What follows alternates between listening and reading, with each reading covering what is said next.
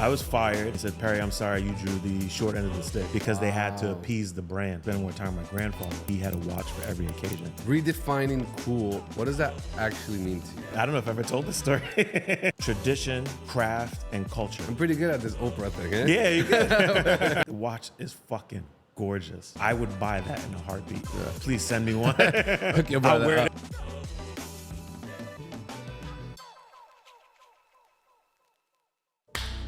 Welcome to another episode of the Wrist Check Podcast. Allow me to introduce myself. My name is Lex, and I have a very special guest of the pod, somewhat alumni of the pod, my man Perri Dash. What's up? What's up? 0 to 60. This is the 0 to 60 takeover. The show is mine. It's done. The seat is mine. But today, what do we have on the wrist, Perri? I am wearing today the Skeleton H. Moser Streamliner. With the flying Tourbillon. Ooh. You and I are about to go visit H. Moser, so I might have to cop one of them. I have my 3700 2 stamp Bayer with the beautiful patina. Shout out to Adam and Yanni and the whole squad who helped this one come true. It's a fire watch. It's crazy to be on this end of the set. Feels a little different, right?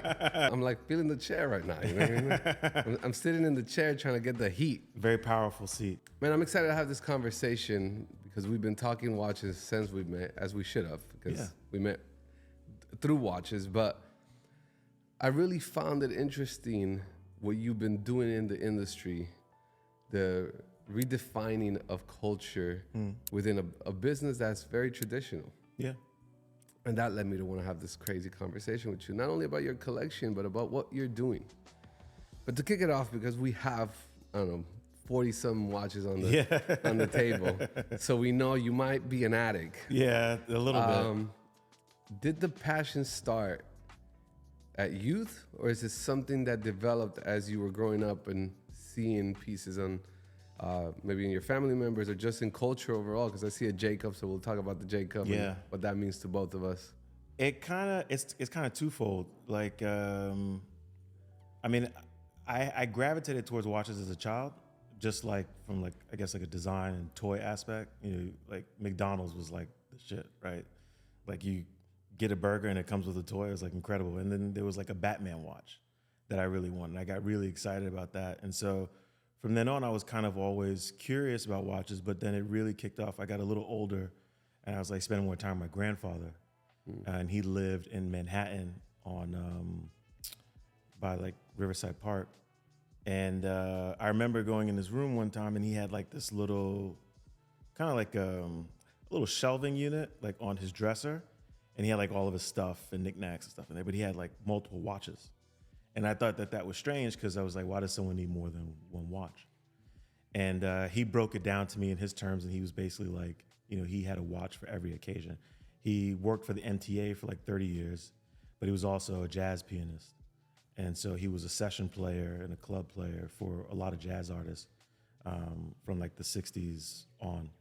And so he had a watch that he wore when he played gigs. He was an avid fisherman. He had a watch that he wore when he went fishing. So he broke it down. He's like, I have something for every purpose.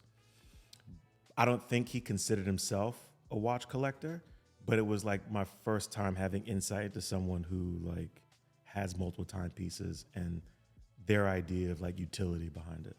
And that like really, from then on, it was like on.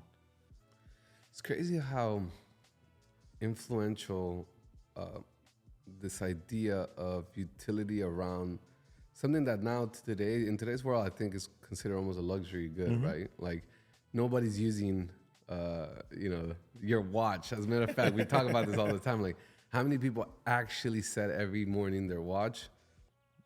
I would say, what do you think? Less than 10%, 20% of people? I would agree with you. I think from people I speak to, it seems like it's less and less. Yeah. So in today's world, it's really a luxury good. It's an accessory to your lifestyle. From this collection we have here, which I mean, it's incredible, and we'll get deeply into it. Is there one that when you put it on, you just feel a little different? Oh, it's the AP. The AP. Easy. Let's talk about this AP. Yeah. I know you have it there. Now, you got this year, right? I got it this year in the spring. What was that like? What was that call like? Cause hey man, as you talk a lot in your pod, AP ain't easy, man. It's not easy. They play hard to get. They're like that girl you have a crush on and she just keeps missing out on it. Yeah. You know what I mean? It was weird, man. Like, so we were shooting with a friend. I don't know if he wants me to put his name out there associated with this, so I won't mention his name, but we were shooting with a friend and he has very close ties with AP. And I had made a joke that I had made before about, I have this amazing relationship with everyone in the company, which is true. I always have a good time when I hang out with them. They're one of my favorite brands just because what they stand for culturally. And but I was like, I don't have an AP. And I think he got tired of hearing that. So after the shoot, he sends me a text message and he's like, you said you wanted an AP. And I was like, yeah. And he's like, what do you want? So then I started going through the website. I'm like, okay, what can I afford? And what should be good to ask for? So I text some friends and they're like, yo, just get a 41 millimeter. That seems like a decent enough ask. So I was like, all right, let me get a 15. I would want a 15-510, blue or green dial, preferably blue. And then he was like, all right, I want it. I get a text the next morning and he's like, done. I'm like, what? And he's like, yeah, blue dial, because you deserve it. They're going to call you this afternoon. So I'm like, holy shit. I get a phone call from someone in the company. And they're like, all right, Mr. Dash, we have your watch. Send us an email so we can send you the invoice. And I'm like, I gotta bust some moves real quick. Yeah. So I was getting ready to leave for Watches and Wonders in Switzerland. And so I said, hey, listen, I'm traveling, but can you give me until, I think I said like April 8th. Like it was like, it bought me like 2 weeks. No, probably about a week. And so they said, yeah, no problem, we'll hold it for you. And then while I was in Switzerland, bust some plays. And then I hit them, was like, all right, I'm ready. And I remember that was like April 5th. And I wired them the money. They shipped it to my house. And when I got back from Watches and Wonders, it was at home waiting for me. It was like Christmas. Yeah. It was like I go in and like my family hasn't seen me in like a week. And I'm like, oh, great. Clear the way. My precious. It's crazy what getting that watch that you want, especially from an AD. But you were an AD at one point. Yeah, it was. Right? Yeah. You worked. Take me back to that first day. Ooh. Of like on the job. It was intimidating. It was very intimidating. I'm someone who I think people read as being very confident. I know how to exude confidence. I feel like it kind of like aligns me to walk into like any situation. But I can't lie. Like I was still like I could be feeling everything inside, and I was feeling everything the first day. It's just so much information to take on, not just with the breadth of the assortment and all the brands, but just even like operationally, logistically, legally. There's a lot of different factors on that side of the business that people aren't aware of. Just even how you process money is a really big thing. You got to be very careful and go by the book. So there's so many details. And then on top of that, managing a team of salespeople, a management team, because I was the leader, managing brands. And but I knew when I walked into that situation, I was like, this is gonna make me. Yeah. You know what I'm saying? Like somehow, some way, whether it's the relationships or just the fact of being able to like run a business and scale it, I was like, I'm gonna learn so many things here. So I just dove in. But was that a job that you were like, yo, I want that job, so you went after it? It was like an opportunity that presented itself, and you're like, oh, that makes sense for me. I went after it. When it was made aware to me that the role was open, because I had shopped there beforehand. I was a customer. And the guy who was running it before me got caught wind that I was interested. We had a meeting, and he vouched for me. He was like, yo, I think that this dude is the dude. And it's funny, when I went on the job interview, I didn't wear a suit. I went like this. And they were shocked, and everyone was like, whoa. But I was like, listen, my current employer, if I walk in wearing a suit, they're gonna know something's up. And this is the only day that you could meet me. So hopefully I'm able to win you over with my personality and my intellect, and you Yeah. can see that they took a shot on me, and it worked. Yeah. And by that time, did you already have a vast knowledge of watches? Yeah, we had already started the podcast then. Ah, okay. You were already on so the pod. podcast was Got already it. in full effect, and then I got the job, and they knew I had the podcast when they hired me. Got Yeah, it. Got I it. think at that time they were like, it was like a bonus. They were like, oh, this is cool. Yeah. Get a little extra promo while we're at Exactly. it. You know, people love free shit. Exactly. So take me back then to starting the podcast.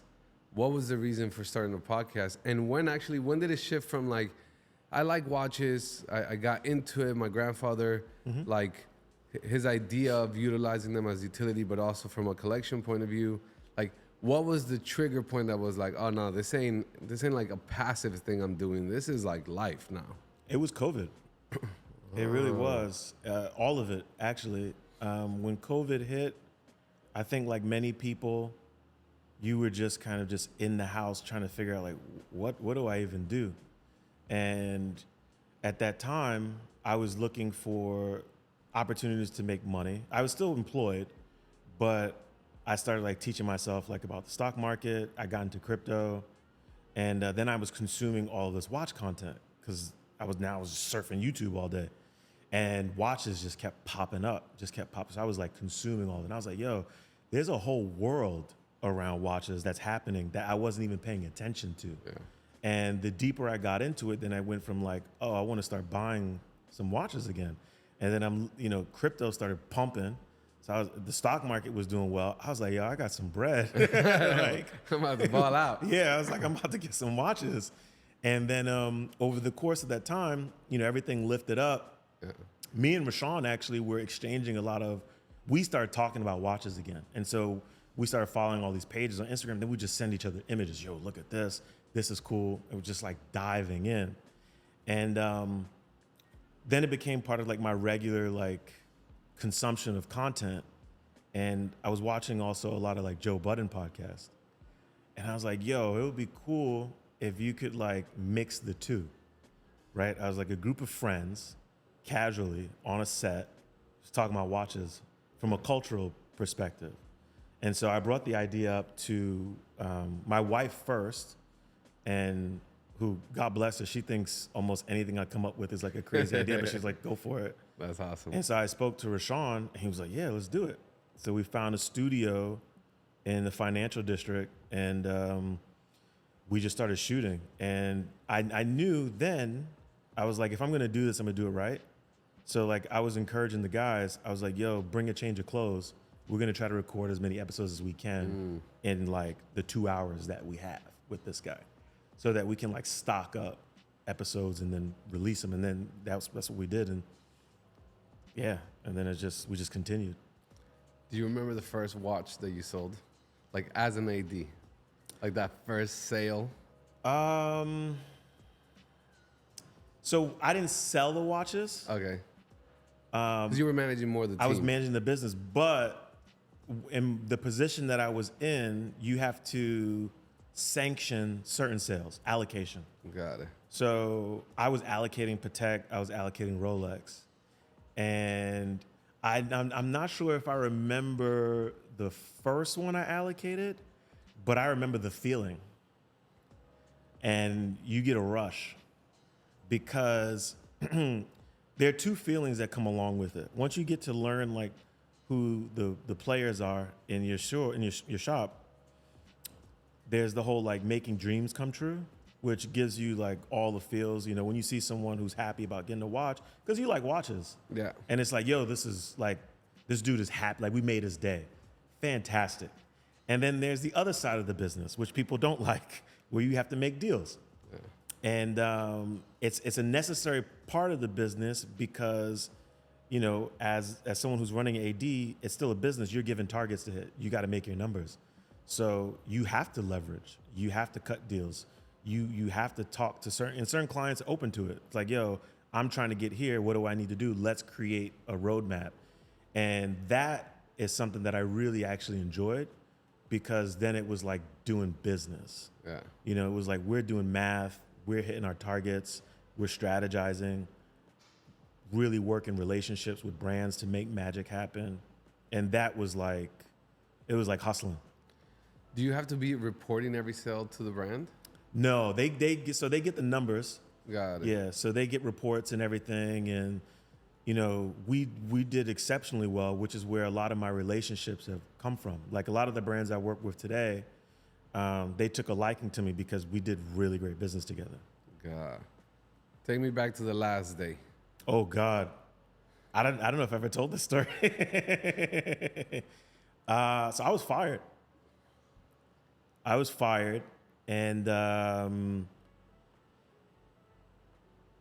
I was fired because the CEO of a very powerful watch company, the most powerful on the planet, they make the most watches, so you can figure out who that is. I won't say his name or name the company for reasons. No, just kidding. But he came in the day before Thanksgiving. I was out. He asked for a strap for a particular brand. And in our store, and I think like many, you have, at the time we had a technician who would intake for repairs. She also ordered supplies that we didn't have. So she was at lunch. He was upset that he had to wait, and he left and made a call and complained. And I got a phone call from someone in the company, very high up. And he literally called me and he said, Perri, I'm sorry you drew the short end of the stick on this one, because they had to appease the brand. It wasn't because of performance. That month, we had hit record numbers. So the entire company was shocked. And I know that because everyone called me. Yeah. As were brands. Brands were very upset. They called the company, what are you doing? Why is this happening? This makes no sense. From their position, I don't agree with it, but I understand why they did it, because this business is the way that it is. That company is very powerful, and it's a big part of their business. So if they're upset, it's not good for business, because if they pull out, that's a lot of money that they lose. So I drew the short end of the stick and I got clipped, and but it made me just go harder with the podcast. That's crazy. It is. I've never shared that story publicly. Exclusive. You got the exclusive. You know, I'm pretty good at this Oprah thing, eh? Yeah, you good. Redefining cool in the watch business. I think it's such a big statement. And the first time I met you, I didn't actually understand where the name came from, super niche. Okay, yep.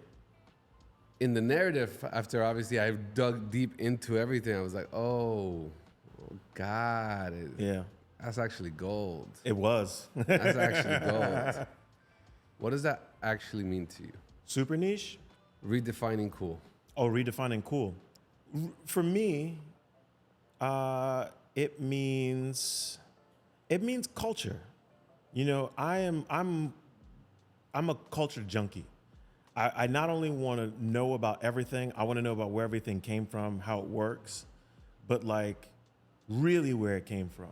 Right, so it's like whether you're talking about like watches or you're talking about like fashion, there are pillars where those things stand on for me, and it's a combination of tradition, craft, and culture, right? And so culture to me is agreed upon system of troubleshoots that a group of people. This is what worked, and so you pass it down.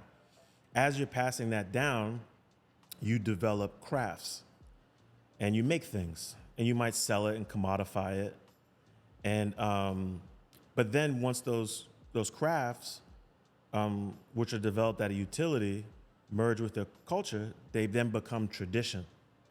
And so you take like a company like Hermes, right? Like, again, utility, like we make stirrups, we make saddlebags, and that vibes up culturally because they come from a culture of like equestrians, right? People who are riding horseback. It was a utility-based thing. And then it moves into tradition. And then from tradition, things move to luxury. And there's that through line. And so anything that you consider luxury today has its roots in indigenous cultures. And to me, that's cool. And so I think that it's important that people who look like us and come from our background are occupying those spaces and are telling those stories. And so those narratives are incredibly important to me. And so that's what super niche is. I think of us as like the cartographers of like culture. Like we have the map, we're doing the excavation, and we're gonna bring you everything so that you're informed, but also so that you know, like you're here. Like you don't have to like, legitimize your right to exist. You do exist. You know what I'm saying? So you should be able and comfortable to walk into any room just as you are. And so, getting fired from that job just made me lean more into my authenticity. I was like, I just want to be me. Yeah. You know what I'm saying? And sometimes I like to wear a suit and sometimes I don't. And that's just what it is. Going into that, before we jump into all the watches, there's obviously a growth in sales of watches. There's a growth in collectability of watches. Do you feel like the majority of the new wave of buyers are looking at watches from this is a masterpiece, or from this is a luxury item I just need as I go buy a bag from Hermes and don't know the history of where the company came from? I just know it's hot now, so I need it. I think it's the latter. I think most people, it's from a luxury perspective. Yeah. But I think what happens is, I think with like most things, as people immerse themselves in it, they get in tune more with information. And then as they become educated, their interest grows. Not everyone, but a section of, you could throw an arbitrary percentage of it. Let's say it's 10%. And going back to super niche, that's kind of what we focus on. It was like we focus on that 10%. That 10% is huge. You know what I'm saying? If 1 million people buy watches this year, 10% of that is a really great number of influence, right? And that 10% you can build a prolonged relationship with. And they're going to be interested in like, okay, this is a luxury item, but what else is going on here? I want to know more about finishing. I want to know about complications. I even want to know culturally what this does and how this shifts my perspective and even my life. Because as you know, watches have a way of like creating and fostering relationships, also opening doors for people. I agree. So we have incredible watches. We're about to jump into this collection. What watch in your personal collection screams super niche? That's a great question. What watch in this collection screams super niche?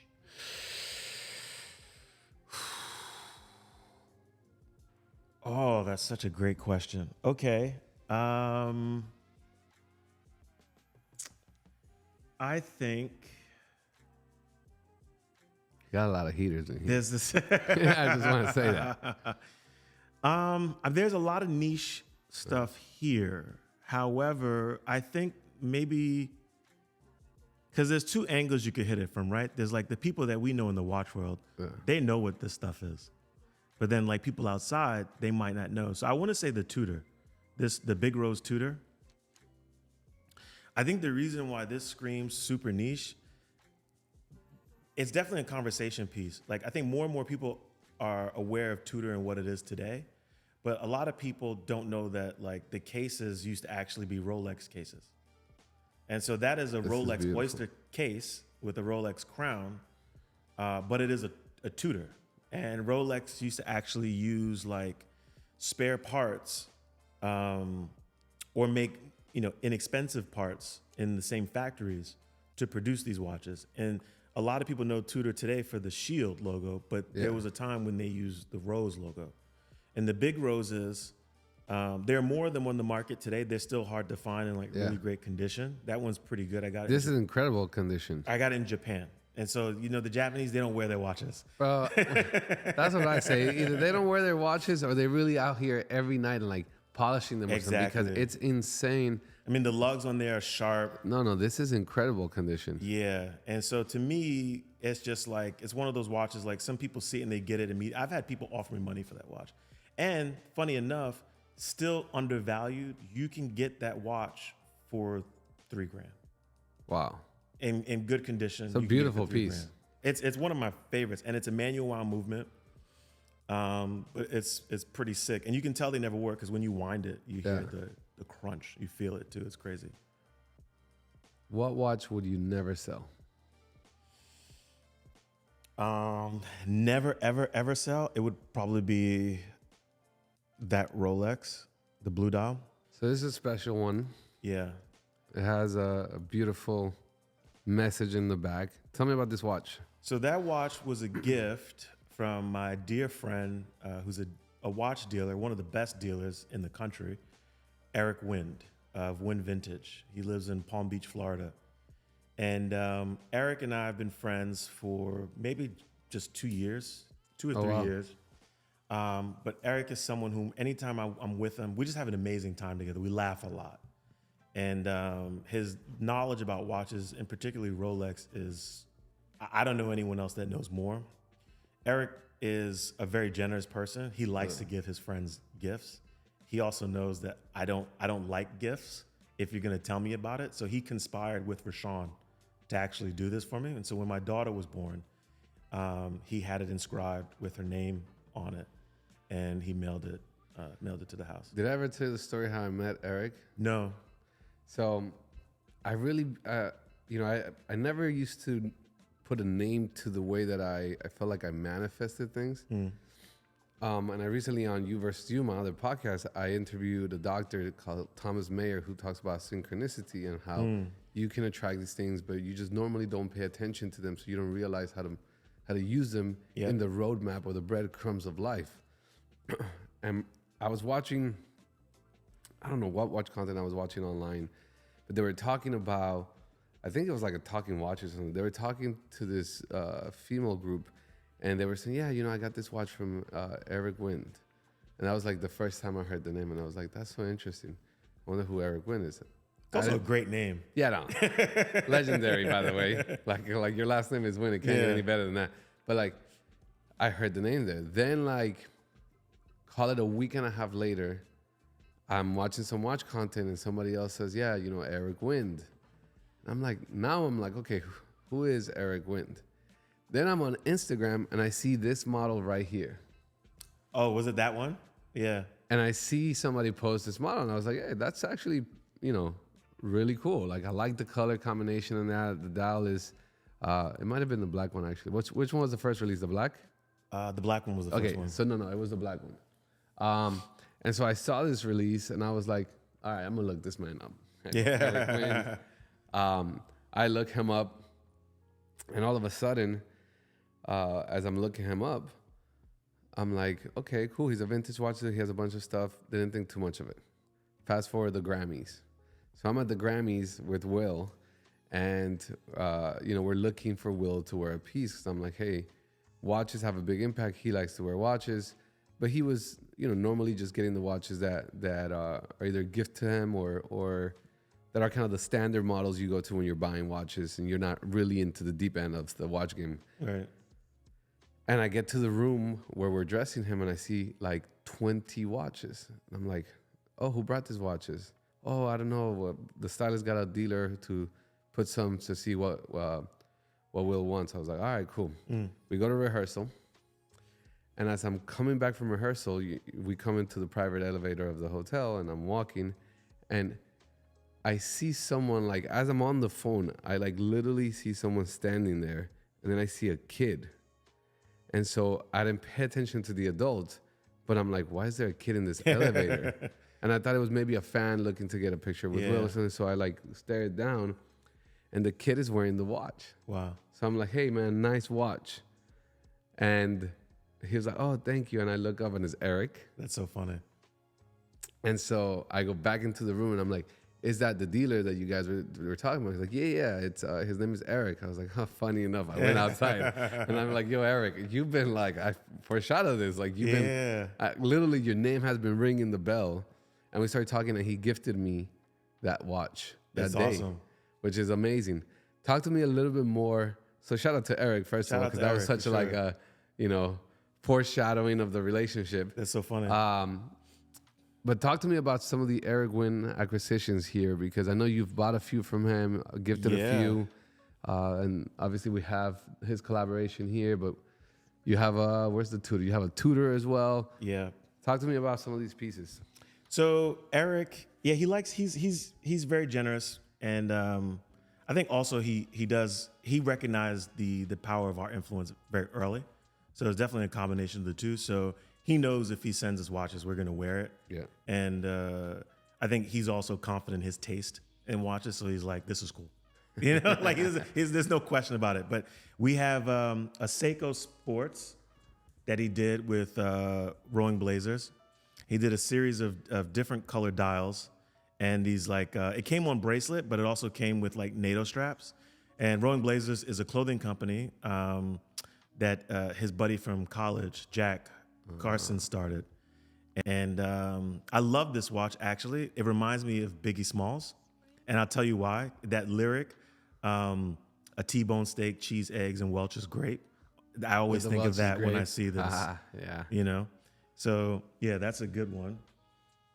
Then you got this Tudor. The Tudor is Eric sent me this. Eric sent me this when he heard I got fired. So I think he just wanted to cheer me up. I think Rashawn spoke to him. He heard that what happened, and he hit me up. He's like, "Oh, him and Charlie were like, oh, we got a gift for you." And what's funny is there's a good story with this too. We had just shot with Ben Clymer of Hodinkee, and Eric had an article that came on Esquire where they called him the vintage vanguard, the $1 million dealer. And so we talked about it on the show with Ben, and he got a nice laugh out of it. He made like a little jab at Eric, something light, and I sent it to Eric. You know, we were joking about him being the $1 million dealer. So when he sent this to me, he sent it with a $100 bill, signed Eric Wynn, the $100 dealer. I still have it too. So for me, it's like a whole set, box, papers, and the dollar. Yeah. And this is also a Rowing Blazers collab. They have it, so it's double stamped. Tudor has done double stamped Black Bay 58s before. Not many quite like this. Yeah.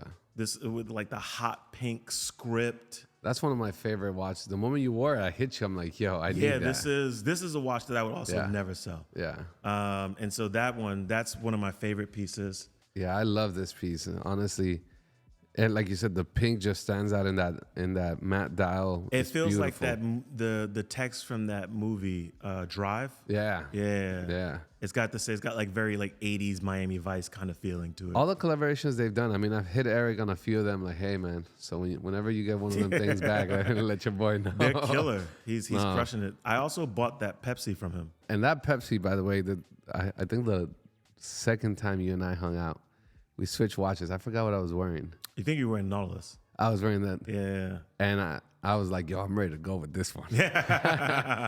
Ever since then, I've been looking for that. That's I mean, the patina on the markers of it's this, great. It's great. And it came full set, box and papers. Yeah. And Eric's also just been like, he's a really great advisor when you're buying vintage watches. I if you have the relationship with them, I encourage you to use it. Don't bother him too much though, because he is busy. But I know that I trust anything that's listed on his website as being like legit, just because I know how much he scrutinizes watches. Yeah. He's very detailed. He's going to tell you everything that's with the watch, whether it's good or something's wrong with it. I know that also from like selling watches with him. Yeah. Like sending him watches to sell. He might be like, yo, this is really good. He might be like, Perry, this is trash, but I'll see what I can do. So very honest and just a really dope human being. Talking about two things that you touched on that I thought was really important. Media. Mm-hmm. Where do you think the state of watch media is at today? I think it's just growing still. I feel that now more than ever. I think the landscape of media obviously is changing, and media in itself is being redefined. And so everyone's kind of like going back to the drawing board, trying to figure it out. But watch media is in a place right now where I think for the last 10 years, we can call them like the Hodinkee years, it was like really being established as like, a culture community kind of thing. And now it's just growing and it's expanding, and through the expansion is transforming. I think we're still like in the infancy stage. It's like a toddler right now. And when you think about Super Niche, when you think about the Risk Check podcast, when you think about Perri Dash, where do you stand in the world of media? What is your offering to the world that makes this very special? Because I know what I think about it, and it's why I'm here. Okay. But I want to get your perspective from the horse's mouth.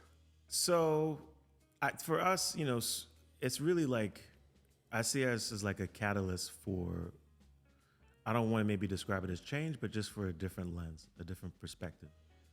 And, the foundation is community and bringing people together. What the watch world has done for me is incredible, because it's one of the last vestiges I think that we have in this changing world where people can come together and relate to one another from different ethnic groups, social groups, financial backgrounds, religious groups, like all of that kind of like gets moved to the side, and like people commune together.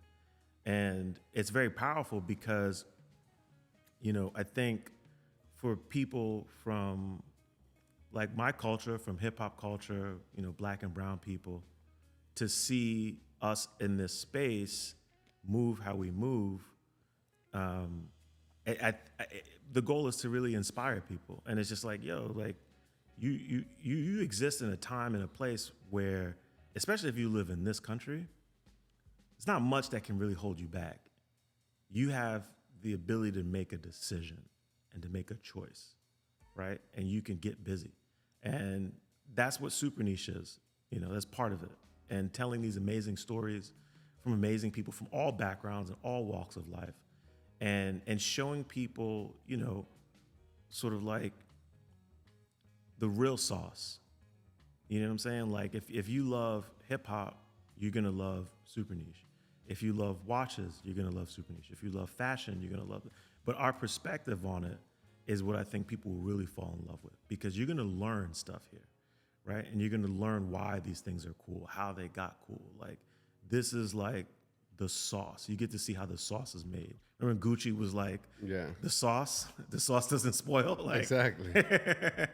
No, I agree. I mean, I think the thing with culture and obviously music has historically always been attached to 100%. A culture shift. It's a right? big part of everything that we do. I remember, as we were talking about it the other day, I remember being a kid and going through, the white tee era. Oh yeah. And like, long tee.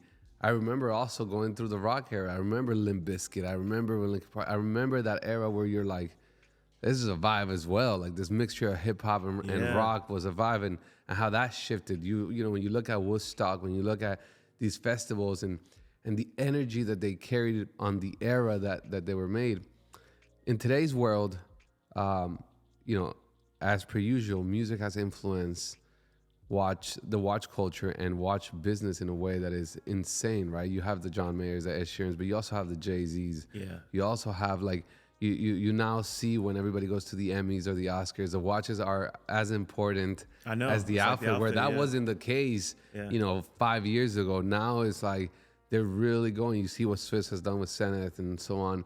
And I think that brings me to this watch, because for me, this is the originator of culture, right? Obviously, Rolex Presidential that everybody wanted, sure, right? That was the aspirational watch, but I think everybody knew that was the watch that you got because you needed to go into. Yeah, exactly. That's what the lawyers had. That was what your lawyer back in the day and your agent had. Yep. But that wasn't like necessarily something that grew from the culture out. This watch grew from the culture out. That's a trophy right there. This watch redefined to me, especially in hip hop, something that finally felt like it was ours. And that watch in itself is also super niche. Yeah. Right? It's like, it's definitely like, it's the spirit. I think for that time and period we were coming up, it was like, I mean, that's what you wanted. That was bigger than Rolex at that time. 100%. Yeah. A Jacob 5 time zone. This was it. It was. And just the connection with like hip hop and culture, that watch kind of brings it all in and all together. And that watch was really what made me fall in love with watches. Prior to the Jacob 5 time zone, I didn't understand complications. And so when I saw that and I was like, wait, there's a watch that tells you different times in different cities all at once. I was like, that's crazy. And I was like, I gotta have it. Yeah. And this is a recent acquisition.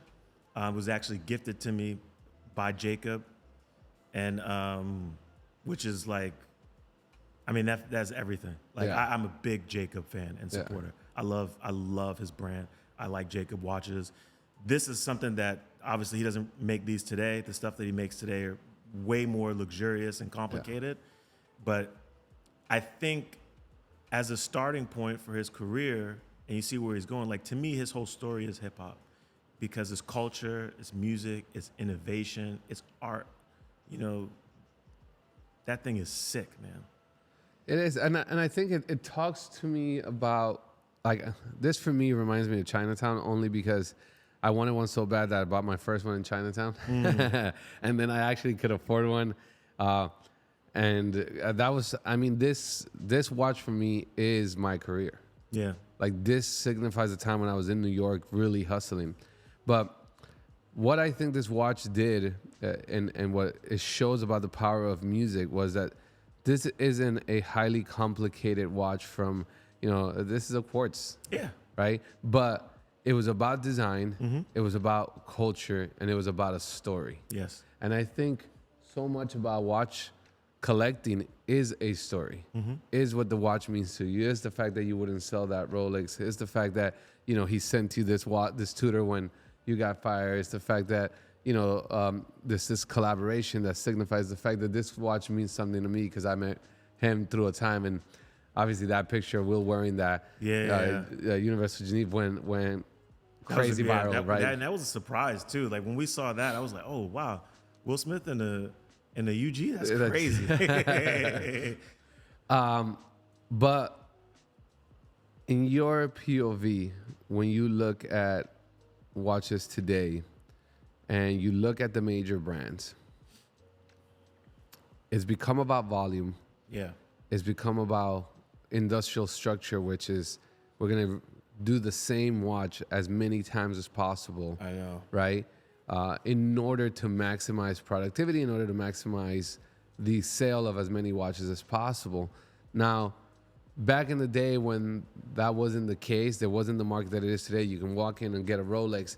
You were looking at brands be more creative, right? They were doing things like the AP Clover, which I loved.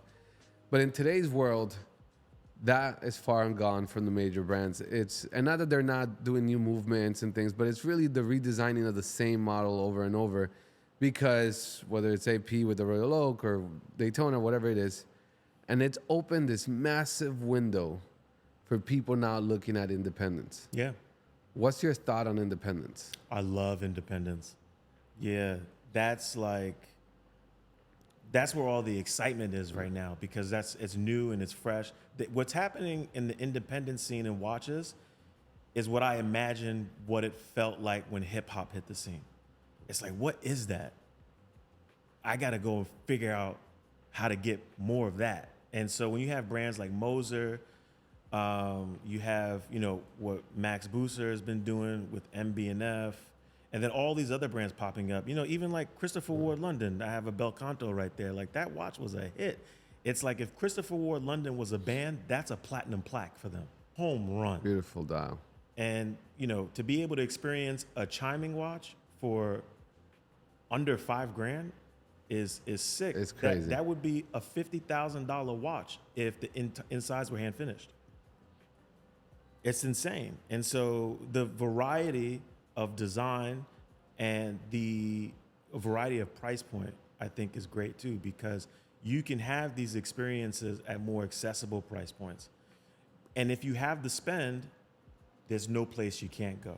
And so independence is like the most exciting thing right now within the watch industry to me. Complications versus time only. What do you really search for? Like, if I go on the hunt with you today, right? We got unlimited budget. Sure. Right? How limited? No, we have unlimited. Oh, unlimited. So we got unlimited budget, Okay. but we're not gonna go to the Grails, Sure. right? So think about regular consumer. Call it. Actually, let's bring that down. Let's go back to earth a little bit. Sure. You got 50 grand, Okay. right? There's beautiful high complication watches. There's time only design versus movement, because that's another thing too. Sometimes you get a beautifully designed watch that is time only. Sure. Sometimes you get a highly complicated watch that just looks like I wouldn't put that on even if they gave it to me. Exactly. What attracts you off the bat? What do you look for off the bat? It's tough, man. I mean, I look for design. And so design is, for me, that's a very broad spectrum. And so what I love is, I love it if a brand is, if they're referencing something. It could be anything. It could be art, could be techniques. Sometimes it is functionality and comps. But, I experienced a watch recently that I had never had the opportunity of experiencing wearing one from this brand before, and I fell in love. And it was Parmigiani. And, if I had an unlimited budget and I had to buy a watch today, it would be the Parmigiani Tariq Perpetual Calendar watch. It is a watch that is very complicated, but it looks so simple. I've never seen a brand master minimalizing a perpetual calendar the way that they did. It is so quiet. It is so soft. It is so luxurious. It is so architectural. It's like, oh my God, it's the perfect everything. The watch is fucking gorgeous. I would buy that in a heartbeat. If they're watching, please send me one. I'll wear it every day. But It's crazy because I agree with you. I think I look at design, and what I mean by design is that the honest truth is in your daily wear, you don't actually appreciate the complication, right? Yeah. Unless it's like something simple like 2x7 or a GMT, like you're not generally using. You're not using it. You're not setting your perpetual calendar every day. I mean, like that's just. I do. You're a maniac, and shout out to AP because the one crown perpetual calendar game changer. Game changer. Okay, I need one. So if you're watching, awesome. Holla at your boy. I saw the sand gold yesterday at the AP fire. house. I was like, I need that. It's 41 so seems a little high for me, but 39 on that. There's a rumor 39s are coming back. So let's. It looks like it, yeah. So if that comes back, I need that. I need to be in that list, but. Design, color, texture on the dial. Yeah, all that matters. Wearability for me is really big because I am traveling, because I am on the road all the time, because I do need something that is not so like delicate that I can't touch it. So I definitely I agree that I go there first, and I did see that Parmigiani, and it's nuts. I got to wear the time only, which was beautiful. Yeah. And it made me fall in love with time only again. Yeah. And I was like, man, am I? But then that perpetual is. I know. Because it feels like a time only. Yeah. It's like, how did you master that? Yeah. Like the watch is so muted that it almost, you could forget that it's a perpetual calendar. Yeah. It's crazy. Last question for you. Grailed watch. Unlimited budget. Oh gosh. It's always been the same watch for me. I know what it is. It is a FP Journe Resonance. Oof. Yeah. I did a Rose whole gold. class at the FP Journe boutique about this. Shout out to them because I was like, I wanted to learn like the actual It's history. amazing. It's incredible. Grail car because we're in 0 to 60 and we love our cars here. Lincoln Continental GT, all black, no top, red interior. It's a spaceship. Most worn watch in your collection in 2025. It's definitely between the Rolex and the Royal Oak. Which it might be Rolex? neck Because you and got neck. a couple Rolex. The GMT. So the GMT, the Okay. Pepsi, and this. I do know that the Pepsi is probably my most photographed watch, especially when I'm with my family. That's a watch that I'm in a lot of pictures wearing that watch. And I've tried to sell it, and I could never bring myself to sell it because it's when I look at photos of me and my daughters, I'm usually wearing that watch. So it feels like it's So the Rolex one. Yeah, the GMT. It's probably that. Song that best describes your love for watches.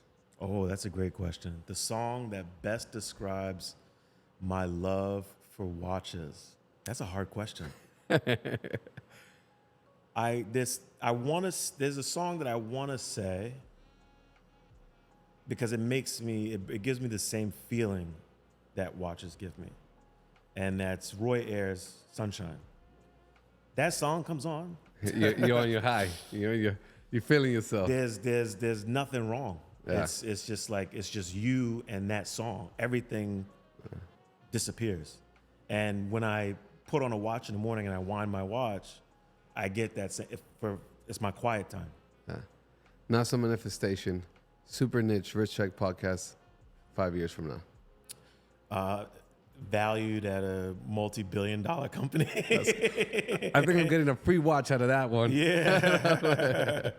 So yeah, my dream for this thing is a very big ambitions, global, and it doesn't end with watches. With Super Niche, we're doing more storytelling, and prior to collecting watches, I collected art, and so I used to sell art professionally too. I used to curate and art deal.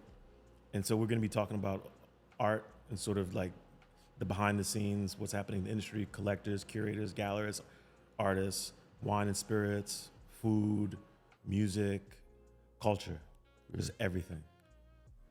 Love that. Well, from the house of Super Niche and the Rich Check podcast, I'm Lex. This is 0 to 60. I got my boy Perri Dash, and this is one of the best conversations. I just want to know Oprah level. I'm dropping my mic. Oprah, if you want to call me, I'm game, but I'm expensive.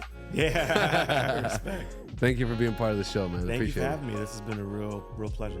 Let's get it. Appreciate you. That was good. That was great. Great question.